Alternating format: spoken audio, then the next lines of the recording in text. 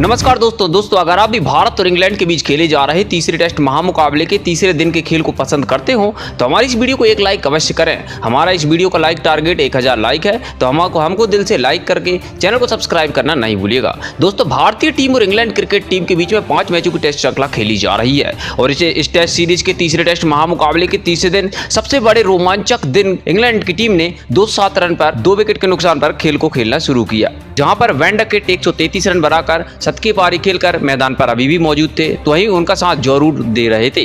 और फिर तीसरे दिन इंग्लैंड की पारी की शुरुआत कुछ अच्छी नहीं रही। बल्लेबाजी कर रहे जरूर जसप्रीत बुमराह की गेंद पर यशस्वी जायसवाल के हाथों अपना कैच थमा देते हैं और आउट होकर 31 गेंद में 18 रन बनाकर पवेलियन चले जाते हैं। जरूर के जल्दी आउट हो जाने के बाद तीसरे दिन जॉनी बेयरस्टो इंग्लैंड टीम की तरफ से बल्लेबाजी करने के लिए मैदान पर उतर जाते हैं दोस्तों, लेकिन जॉनी बेयरस्टो को भी कुलदीप यादव ने LBW आउट कर दिया, जहां पर जॉनी बेयरस्टो बिना कोई खाता खोले पवेलियन की राह लौटते हुए दिखाई दिए।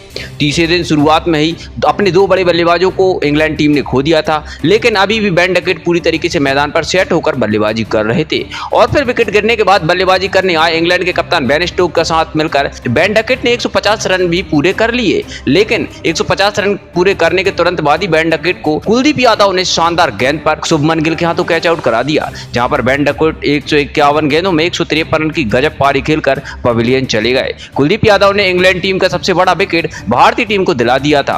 वैन डकेट जिस तरीके से बल्लेबाजी कर रहे थे, ऐसा लग रहा था वह अकेले दम पर यह महामुकाबला भारतीय टीम के हाथों से छीन लेंगे, लेकिन अब बल्लेबाजी करने के लिए बेन फ्लेक्स को मैदान पर उतरना पड़ा।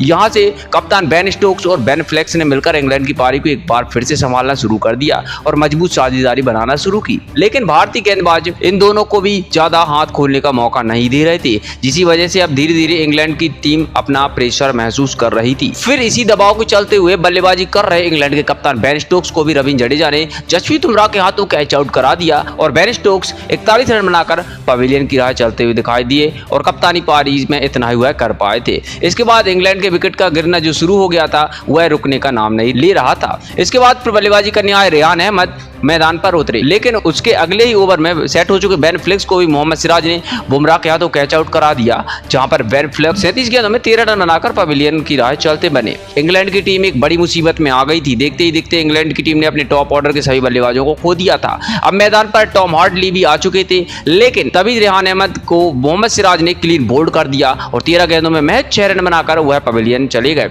लेकिन उसके तुरंत बाद ही टॉम हार्डली को भी रविंद्र जडेजा ने ध्रुव जुरैल के हाथों स्टंपिंग आउट करा दिया, जहां 17 गेंदों में 9 रन बनाकर वह आउट हुए। अंत में बल्लेबाजी करने के लिए जेम्स एंडरसन को मोहम्मद सिराज ने क्लीन बोल्ड करते हुए इंग्लैंड की पहली पारी को 319 रनों पर खत्म कर दिया और पूरी विकेट खोते हुए 319 रन पर पूरी इंग्लैंड टीम ऑल आउट हो गई। 126 रनों से भारतीय टीम को पिछले पारी के दम पर एक बड़ी बढ़त मिल गई थी। इसके बाद भारतीय टीम की तरफ से 2 दिग्गज ओपनर बल्लेबाज दूसरी पारी के लिए मैदान पर उतरे, कप्तान रोहित शर्मा और यशस्वी जायसवाल। पर इस दूसरी पारी में अपनी टीम को एक विस्फोटक ओपनिंग की शुरुआत दिलाने की बहुत बड़ी उम्मीद भी इन दोनों से दिखाई दे रही थी, लेकिन इस बार भारतीय टीम की ओपनिंग जोड़ी ज्यादा देर तक मैदान पर नहीं टिक पाई। मैच पारी के 12वें ओवर में गेंदबाजी डालने आए जॉ रूट ने भारतीय कप्तान रोहित शर्मा को LBW आउट करा दिया और 28 गेंदों में महज 19 रनों की पारी खेलकर रोहित शर्मा पवेलियन चले गए। भारतीय कप्तान रोहित शर्मा जल्दी आउट हो जाने के बाद भारतीय टीम की तरफ से शुभमन गिल मैदान पर उतरे। फिर यहां से यशस्वी जायसवाल और शुभमन गिल ने भारतीय पारी को संभाल लिया और अपने कप्तान के विकेट के बाद जो टीम के ऊपर दबाव था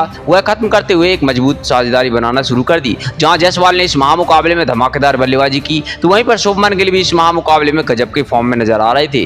दोनों ने देखते ही देखते 50 रनों की साझेदारी भी पूरी कर ली। अब यशस्वी जायसवाल मैदान में पूरी तरीके से सेट हो चुके थे और फिर इसी बीच यशस्वी जायसवाल ने अपना इस महामुकाबले का शानदार अर्धशतक पूरा कर लिया था। जायसवाल की इस गजब पारी ने भारतीय टीम में एक अलग ही आत्मविश्वास भर दिया था और अब यशस्वी जायसवाल ने आसानी से इंग्लैंड की गेंदबाजी पर बड़े शॉट खेलने शुरू कर दिए थे, जिससे इंग्लैंड के कप्तान बेन स्टोक्स के होश उड़ चुके थे।